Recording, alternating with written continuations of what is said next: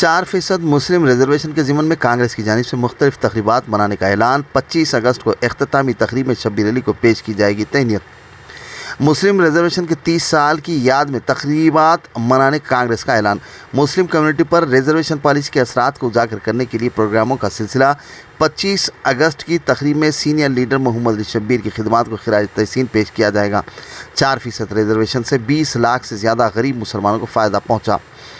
Telangana Congress party نے غیر منقسم آندھرا پردیش میں مسلم ریزرویشن کے نفاذ کی 30ویں سالگرہ منانے کے لیے سلسلے وار تقریبات کا اعلان کیا ہے، جس کا اختتام 25 اگست کو ایک عظیم الشان تقریب سے ہوگا۔ مسلمانوں کے لیے ریزرویشن کی تجویز دینے والا پہلا سرکاری حکم 25 اگست 1994 عیسوی کو چیف منسٹر کوٹلا وجے بھاسکر ریڈی کی قیادت والی کانگریس حکومت نے جاری کیا تھا، جس نے 14 دیگر پسماندہ طبقات کے ساتھ مسلمانوں کو ریزرویشن فراہم کیا۔ یہ ہندوستان میں کسی بھی ریاست کی طرف سے جاری کردہ اس طرح کا پہلا حکم نامہ تھا، جس نے ایک ایسی پالیسی کا آغاز کیا جس نے مسلم کمیونٹی کی سماجی و اقتصادی حیثیت کو نمایاں طور پر متاثر کیا۔ اتوار کو گاندھی بھون میں ایک پریس کانفرنس سے خطاب کرتے ہوئے حیدرآباد ڈی سی سی کے صدر محمد ولی اللہ سمیر اور سینئر لیڈر متین شریف نے ریزرویشن پالیسی کی تبدیلی کی نوعیت پر زور دیا۔ انہوں نے کہا کہ کانگریس پارٹی نے 2004-05 عیسوی سے ملازمتوں اور تعلیم میں 4% کوٹا فراہم کرنے کے تقریباً 20 لاکھ غریب مسلمانوں کی زندگی میں انقلاب برپا کیا ہے۔ قانونی چیلنجوں کی وجہ سے رکاوٹوں کے باوجود پالیسی نے گزشتہ 2 دہائیوں کے دوران بہت سے غریب خاندانوں کی زندگیوں میں خاطر خواہ بہتری لائی ہے۔ سمیر ولی اللہ نے محمد علی شبیر کے اہم کردار پر روشنی ڈالی، جو 1989 عیسوی میں MLA کے طور پر منتخب ہوئے تھے، اور انہوں نے ملک کا پہلا اقلیتی بہبود محکمہ قائم کر کے اور اقلیتی بہبود کا بجٹ پیش کر کے مسلم ریزرویشن کی مہم کا آغاز کیا۔ انہوں نے کہا کہ اس جشن کا مقصد غریب مسلمانوں کی زندگیوں پر ریزرویشن پالیسی کے تبدیلی کے اثرات کو اجاگر کرنا ہے، اور ساتھ ہی سینئر لیڈر محمد علی شبیر، جو کہ تلنگانہ حکومت کے موجودہ مشیر ہیں، کے تعاون کا احترام بھی کرنا ہے۔ 25 اگست 1994 عیسوی کو کانگریس حکومت نے دیگر پسماندہ طبقات کے ساتھ مسلمانوں کو ریزرویشن فراہم کرنے کے لیے GMS نمبر 30 جاری کیا۔ اس کے بعد ریزرویشن کو نافذ کرنے کے لیے پٹا سوامی کمیشن قائم کیا گیا۔ تاہم 1994 عیسوی کے انتخابات میں کانگریس کے ہارنے کے بعد تیلگو دیشم حکومت نے بغیر کسی رپورٹ کے کمیشن کی مدت میں توسیع کر دی، جس پر عمل آوری میں تاخیر ہوئی۔ 2004 عیسوی کے انتخابات سے پہلے اس وقت کی کانگریس صدر سونیا گاندھی نے پارٹی کے منشور میں 5% مسلم ریزرویشن کا وعدہ شامل کیا تھا۔ مئی 2004 عیسوی میں آندھرا پردیش میں کانگریس کے اقتدار میں آنے کے بعد اس وقت کے chief minister doctor YS Rajasekhara Reddy اور شبیر علی، جو اس وقت کے وزیر تھے، نے 58 دنوں کے اندر 5% ریزرویشن متعارف کروایا تھا۔ 12 جولائی 2004 عیسوی کو اس سلسلے میں GO 32 جاری ہوا، جس کے ذریعے نوکریوں اور تعلیم میں ریزرویشن دیا گیا، جس سے ہزاروں غریب مسلمانوں کو فائدہ ہوا۔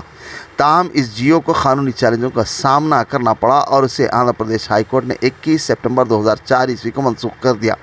ایک طویل قانونی جنگ کے بعد 7 جولائی 2007 عیسوی کو GO 23 نے سماجی طور پر ریزرویشن کو 4% کر دیا تھا، جس سے معاشی طور پر پسماندہ مسلمانوں کو قانونی چیلنجوں کے باوجود تلنگانہ اور آندھرا پردیش کے تقریباً 20 لاکھ مسلمانوں کو فائدہ پہنچا۔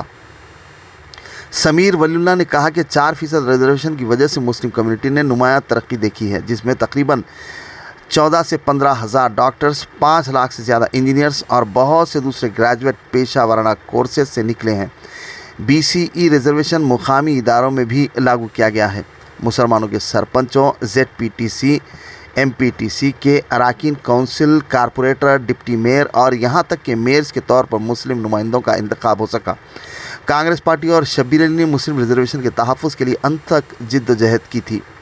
کانگریس لیڈروں نے کہا کہ گزشتہ لوک سبھا انتخابات وزیر اعظم نریندر مودی اور مرکزی وزیر داخلہ امت شاہ نے مسلم ریزرویشن کو ختم کرنے کا وعدہ کرتے ہوئے اسے نشانہ بنایا تھا۔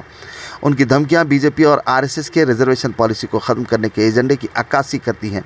کانگریس پارٹی جس نے ریزرویشن کا آغاز کیا تھا، کسی بھی قیمت پر اس کی حفاظت کے لیے پرعزم ہے۔